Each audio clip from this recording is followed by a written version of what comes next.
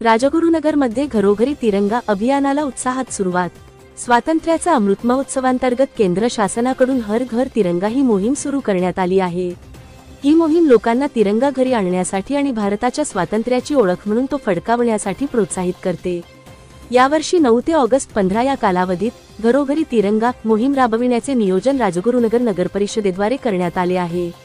राजगुरुनगर नगरपरिषदेचे प्रशासक तथा मुख्याधिकारी श्रीकांत अण्णासाहेब लाळगे यांच्या मार्गदर्शनाखाली राजगुरुनगर शहरामध्ये जिल्हा परिषद शाळा क्र. 1 व 2 च्या माध्यमातून तिरंगा यात्रेचे यशस्वी आयोजन करण्यात आले।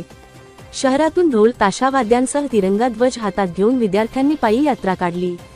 शहरातील हुतात्मा राजगुरू यांचे स्मारकास मानवंदना देऊन तिरंगा प्रतिज्ञा घेण्यात आली। तसेच 13 ते ऑगस्ट 15 या कालावधीत घरोघरी तिरंगा हे अभियान राबवावे।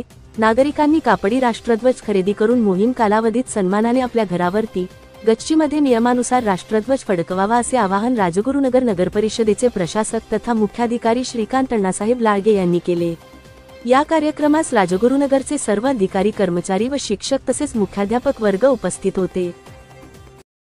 आपल्या परिसरातील महत्त्वाच्या बातम्या पाहण्यासाठी आमच्या सत्यविचार.in न्यूज चॅनलला YouTube वर सबस्क्राइब करा आणि बेल आयकॉन प्रेस करा।